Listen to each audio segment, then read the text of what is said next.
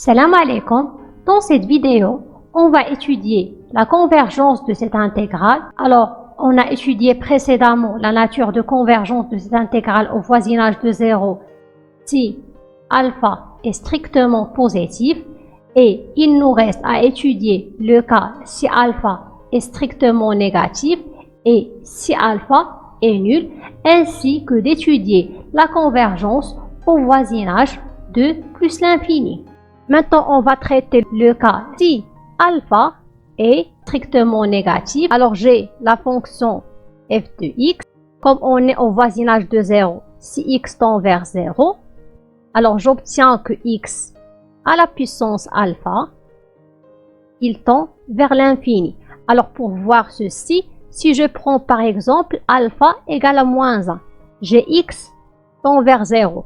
Alors, x à la puissance moins 1, c'est 1 sur x, il tend vers l'infini.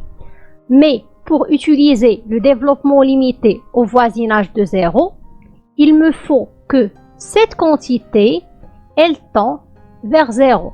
Mais dans notre cas, cette quantité, elle tend vers l'infini. C'est pour cela, on va faire l'astuce suivante. J'ai ln de 1 plus x à la puissance alpha.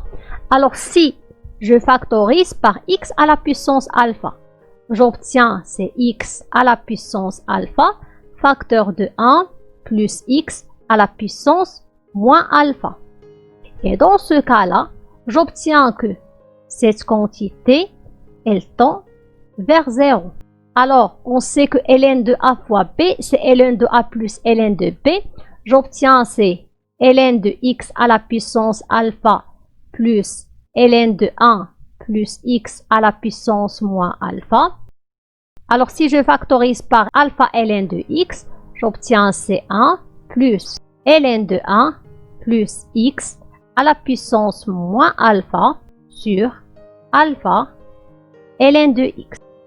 Et si je divise les deux côtés par alpha ln de x, j'obtiens c'est ln de 1 plus x à la puissance alpha sur alpha ln de x qui est égal à 1 plus ln de 1 plus x à la puissance moins alpha sur alpha ln de x.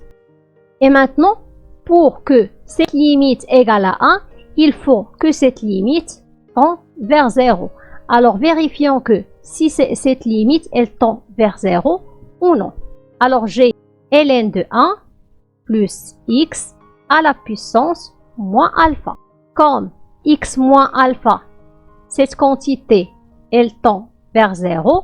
Donc, ceci, elle est équivalente au voisinage de 0 à x à la puissance moins alpha. Et je vais diviser par alpha ln de x.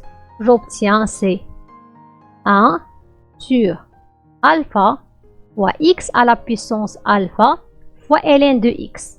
Or, cette limite, elle tend vers 0 quand x tend vers 0. Donc, on obtient que cette limite, elle aussi, tend vers 0. Donc, on a pu démontrer que cette limite, elle tend vers 0 quand x tend vers 0.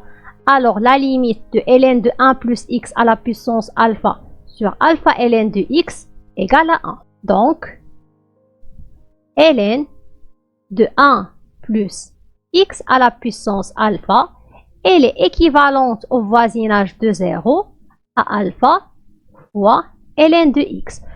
Maintenant, si je divise les deux côtés par x à la puissance bêta, j'obtiens que est équivalente au voisinage de 0 alpha sur x à la puissance bêta fois ln de x à la puissance moins 1. Alors, par le critère d'équivalence, on obtient que ces deux intégrales ont même nature de convergence. Alors, on va étudier la nature de convergence de cette intégrale. Alors, on sait que cette intégrale de 0 à 1, alpha sur x à la puissance bêta fois ln de x à la puissance moins 1 fois dx, est une intégrale de Bertrand. Or, on sait que cette intégrale est convergente si bêta est inférieur strictement à 1. Donc, on va conclure le deuxième cas. On a étudié le cas où alpha est négatif. On a trouvé que l'intégrale de 0 à 1 de la fonction f de x dx est convergente si et seulement si bêta est inférieur strictement à 1. Il nous reste uniquement le cas où alpha est nul. Alors j'ai la fonction intégrante f de x, c'est et ceci égale à 1, donc c'est ln de 2 sur x à la puissance bêta. Donc l'intégrale de 0 à 1 de la fonction f de x dx, alors par la linéarité, c'est ln de 2 fois l'intégrale de 0 à 1 de la fonction 1 sur x à la puissance bêta fois dx. Or, ceci c'est une intégrale de Riemann. Elle est convergente si bêta est inférieur strictement à 1. Donc, si alpha égale à 0, l'intégrale de 0 à 1 de la fonction f de x dx est convergente si la valeur de bêta est inférieure strictement à 1. Et maintenant, on va s'intéresser à la convergence de cette intégrale au voisinage de plus l'infini. Alors, au voisinage de plus l'infini, on a des résultats inversés à celles qu'on a trouvées au voisinage de 0. On va voir ceci plus tard. Et pour étudier la convergence de cette intégrale, on va utiliser le critère d'équivalence. Et pour cela, il faut trouver des équivalents de cette fonction. Et on voit que les équivalents dépendent du signe de alpha. C'est pour cela on va traiter les cas du signe de alpha. Commençons par le premier cas. Alors si alpha est strictement positif, on obtient que cette fonction elle est équivalente au voisinage de plus l'infini à cette fonction. Donc, d'après le critère d'équivalence, l'intégrale de ln de 1 plus x à la puissance alpha sur x à la puissance bêta et l'intégrale de cette fonction ont même nature de convergence. Alors, pour savoir la nature de convergence de cette intégrale, il suffit de savoir la nature de convergence de cette intégrale. Or, l'intégrale de 1 à plus l'infini de alpha sur x à la puissance bêta fois ln de x à la puissance moins 1 dx, c'est une intégrale de Bertrand et on sait que l'intégrale de Bertrand elle est convergente au voisinage de plus l'infini si bêta est supérieur strictement à 1. Alors on obtient que si alpha est strictement positif, cette intégrale est convergente si bêta est supérieur strictement à 1. Alors on voit que la convergence de cette intégrale, il dépend des valeurs de alpha et celle de bêta. On va traiter le deuxième cas. Si alpha est strictement négatif, alors cette fonction elle est équivalente au voisinage de plus l'infini à la fonction 1 sur x à la puissance bêta moins alpha. On va utiliser le critère d'équivalence. On obtient que ces deux intégrales ont même nature de convergence.